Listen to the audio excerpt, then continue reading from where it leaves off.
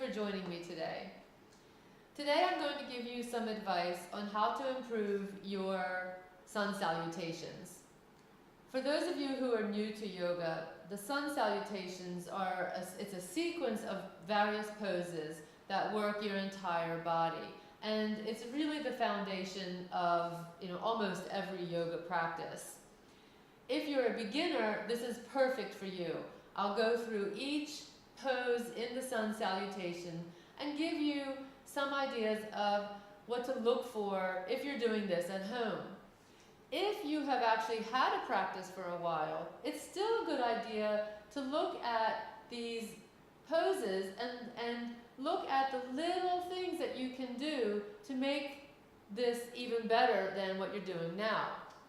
There are many little adjustments that you can make to get even more out of the sun salutation sequence. So we begin in a standing pose, and all standing poses will begin with what we call the Tadasana pose. It's also called mountain pose. And what you want to do is think about gravity, and you want to fight gravity. As we stand and sit through life, we don't think about the gravity that's pressing down on us. And so, as we're sitting at the computer or sitting on the sofa, we tend to slouch. Even if we're just standing around talking to people, we'll tend to slouch. Maybe our shoulders will fall forward. Maybe even our head will fall forward a little bit.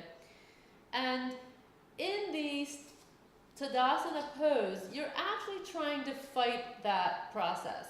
So what you do is you begin with your feet and you press down into the floor with the soles of your feet. You want to stretch your toes and then you can relax them. So just by doing this, you have activated your thigh muscles, which will give you a nice stable foundation from which to work. Now we're going to think about the upper body.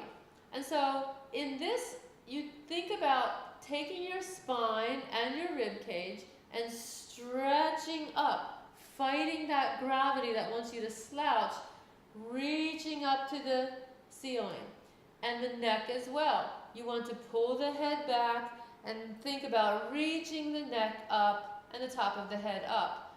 We haven't forgotten the shoulders because they're still slouching. So you pull the shoulders back just a little bit and you let the arms hang naturally. And so by focusing on this lengthening process, you are already working. Your muscles are working and you're fighting against gravity. Now, as you do this, some people, when they lengthen their spine, they actually think about lifting and bending backwards. So you might find this in your own body, where you're thinking about right here and you're lifting that up. But what that does, you can see, is it kind of accentuates this curve in your back. So you actually want to take the belly button and pull that in a little bit. Take your bottom, the tailbone, and just push that down a little bit, and you actually lengthen the rib cage and the spine up, not like this, okay? The other thing that people sometimes do, look at your toes. If you're gripping the floor with your toes, chances are your weight is just a little bit too far forward. So instead, think about the heels. Press down with the heels, lengthen the toes, and by focusing on that part of your foot, you're just automatically bringing your weight back over the center. And the last thing is, don't forget the shoulders. The shoulders always want to rise. It seems like no matter what we're doing, the shoulders want to come up. So every time you do a little body check in your pose, think about those shoulders. Okay? So we're going to do that now from the front. And again, press down with your feet, especially the heels. You can stretch the toes and then relax the toes. Lengthen the spine, but don't bend back. Lengthen the neck, draw those shoulders back and down a little bit. Okay? And just take a few minutes here to focus on how your body is moving with your breath. As you inhale, you might feel a little rise in the chest and a little exhale will bring you a little bit of relaxation.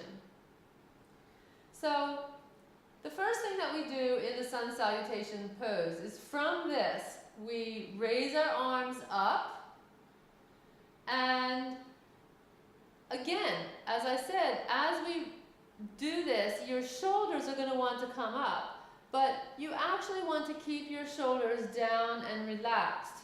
This is going to be a warm-up for the shoulder joint, not bringing it up like this.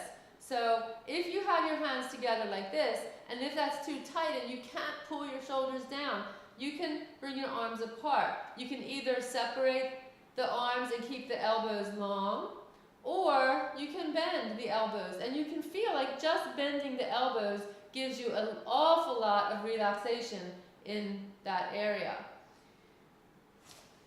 So as you have your arms up and your shoulders reaching down, you lengthen that spine.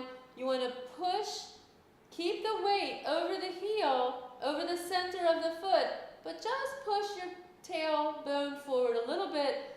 Now you can reach up a little bit and you can bring the shoulders back. This is a very light back bend. And then as you exhale, you bring your arms out to the side and you begin to bend forward. In this part of the pose, so many people begin that bend right here. And so what they do is, they have their arms up, but then as they bend forward, they bend here and they round the back, and you can feel compression right here in your stomach. And then they fold forward and everything is rounded. In fact, you actually want to keep this upper part of your body lengthening, and you bend from the hips. And what that means is, well, what I tell my yoga students is, imagine that you're standing inside of a balloon, and the wall of the balloon is at the top of your head. As you bend forward, you want to keep the wall of that balloon on your head. So as soon as you bend like this, you're going to separate your head from that wall. Bend here at the hips, lengthening your spine, lengthening your chest, lengthening your neck, and you're trying to keep your head touching that wall as much as you can.